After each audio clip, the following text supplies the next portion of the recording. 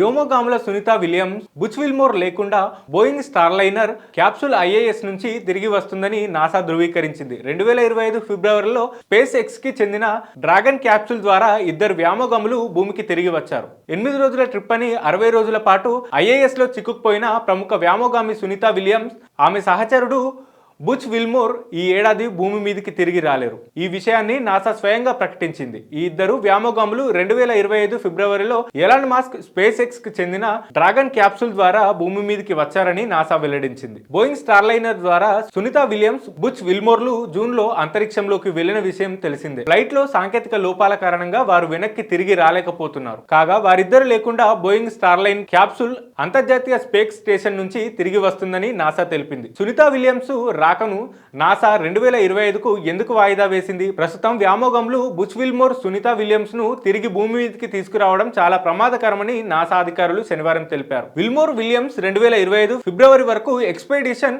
71/72 సిబ్బందితో భాగంగా తమ పనిని అధికారికంగా కొనసాగిస్తున్నారు. ఏజెన్సీ స్పేస్ ఎక్స్ క్రూ9 మిషన్ కు కేటాయించిన మరో ఇద్దరు సిబ్బందితో కలిసి డ్రాగన్ స్పేస్ క్రాఫ్ట్ లో వీరు భూమి మీదకి తిరిగి వస్తారు. సెప్టెంబర్ ప్రారంభంలో స్టార్లైనర్ అంతరిక్ష కేంద్రం నుంచి బయలుదేరిన సురక్షితమైన, నియంత్రిత, స్వయం ప్రతిపత్తితో కూడిన రీఎంట్రీ ల్యాండింగ్ చేసే అవకాశం ఉంది అని నాసా ఒక ప్రకటనలో తెలిపింది. స్పేస్ ఎక్స్ ఎంట్రీ అంతర్జాతీయ అంతరిక్ష కేంద్రానికి వ్యోమగాములను పంపగల ఏకైక American private company Elon Musk కు చెందిన స్పేస్ ఎక్స్ క్యాప్సూల్ ప్రస్తుతం ఐఏఎస్ వద్ద పార్క్ చేసి ఉంది. ఇది మార్చి నుంచి అక్కడ ఉన్న 4 కోసం రిజర్వ్ లో ఉంది. వారు ఈ ఏడాది సెప్టెంబర్ లో భూమి మీదకి తిరిగి రావాల్సి ఉంది. స్పేస్ ఎక్స్ తదుపరి స్పేస్ ఫ్లైట్ ఈ ఏడాది సెప్టెంబర్ లో ప్రారంభం కానుంది. ఐఏఎస్ రష్యన్ సోయుజ్ క్యాప్సూల్ వద్ద మరో వ్యోమనౌక ఉంది.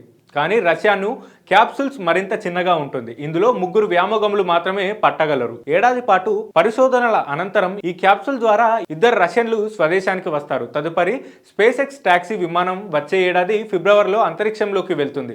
వాస్తవానికి 4 ఇందులో పంపాలని తొలుతగా భావించారు. కానీ ఫిబ్రవరి చివరిలో తిరిగి వచ్చే విమానంలో విల్మోర్, సునీత విలియమ్స్ కు చోటు కల్పించడానికి ఇది ఇప్పుడు 2 మాత్రమే తీసుకెళ్తుంది. బోయింగ్ స్టార్లైనర్ లో హీలియం లీక్ ఈ ఏడాది ప్రారంభంలో భూమి నుంచి ప్రయోగించడానికి ఇదే ముందు బోయింగ్ స్టార్లైనర్ పదే లోపాలు తలెత్తాయి. నాసా, బోయింగ్ సంస్థలు హీలియం లీకేజీలను గుర్తించాయని, స్పేస్ క్రాఫ్ట్ రియాక్షన్ కంట్రోల్ థ్రస్టర్ల సమస్యలు తలెత్తాయని జూన్ 6న ఫిర్యాదులు వచ్చాయి. అప్పటి నుంచి ఇంజనీరింగ్ బృందాలు గణనీయమైన పని పూర్తి చేశాయి. వీటిలో డేటా సేకరణను సమీక్షించడం, ఫ్లైట్ గ్రౌండ్ టెస్టింగ్ నిర్వహించడం, ఏజెన్సీ ప్రొపల్షన్ నిపుణులతో స్వాతంత్ర సమీక్షలను నిర్వహించడం, వివిధ రిటర్న్ కంటింజెన్సీ ప్రణాళికలను అభివృద్ధి చేయడం వస్తున్నాయి. సేఫ్టీ స్టాండర్డ్స్ పై అనుమానాలు ఉండడంతో సునీత విలియమ్స్, విల్మోర్ అందులో తిరిగి రావడం ప్రమాదకరం.